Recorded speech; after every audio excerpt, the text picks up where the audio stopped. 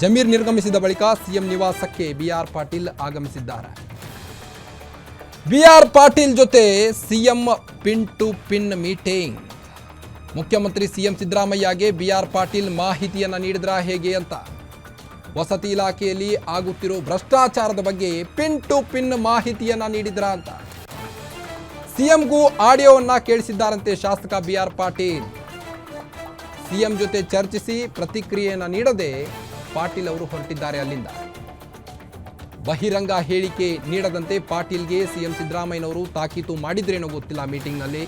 ಹೀಗಾಗಿ ಮಾಧ್ಯಮಗಳಿಗೆ ಪ್ರತಿಕ್ರಿಯೆಯನ್ನ ಕೊಡದೆ ಹಾಗೆ ಹೊರಟಿದ್ದಾರಂತೆ ಬಿಆರ್ ಪಾಟೀಲ್ ಅವರು. ಅಲ್ಲಿ ವಸತಿ ಇಲಾಖೆಯಲ್ಲಿ ಆಗುತ್ತಿರೋ ಭ್ರಷ್ಟಾಚಾರದ ಬಗ್ಗೆ ಪಿನ್ ಟು ಪಿನ್ ಮಾಹಿತಿಯನ್ನ ನೀಡಿದ್ದಾರಂತೆ ಬಿಆರ್ ಪಾಟೀಲ್. ಸಿಎಂಗೂ ಈ ಬಗ್ಗೆಯ ಒಂದು ಆಡಿಯೋ ಕೂಡ ಕೇಳಿಸಿದ್ದಾರಂತೆ. ಸಿಎಂ ಜೊತೆ ಚರ್ಚಿಸಿ ಪ್ರತಿಕ್ರಿಯೆಯನ್ನ ನೀಡದೆ ಹಾಗೆ ಹೊರಟಿದ್ದಾರಂತೆ. ಹಾಗಾದ್ರೆ ಸಿಎಂ ತಾಕೀತು ಮಾಡಿದ್ರ ಈ ಬಗ್ಗೆ ಎಲ್ಲೂ ಮಾತನಾಡಬೇಡ ಅಂತ. ಹೀಗಾಗಿ ಮಾಧ್ಯಮಗಳಿಗೆ ಪ್ರತಿಕ್ರಿಯೆಯನ್ನ ಕೊಡದೆ ಹೊರಟ್ರ ಬಿಆರ್ ಪಾಟೀಲ್ ಅನ್ನೋ ಪ್ರಶ್ನೆ ಕೂಡ ಮೂಡ್ತಾ ಇರುವಂತದ್ದು.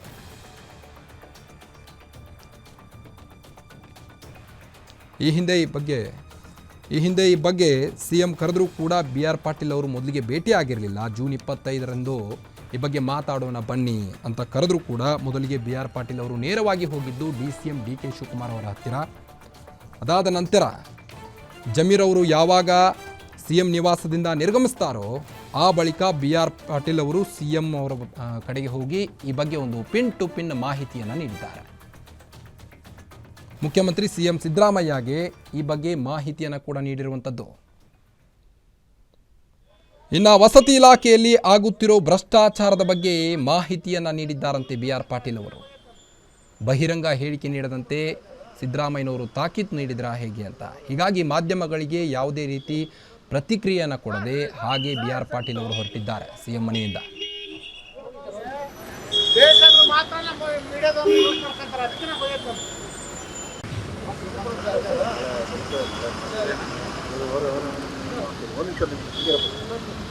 ಸರ್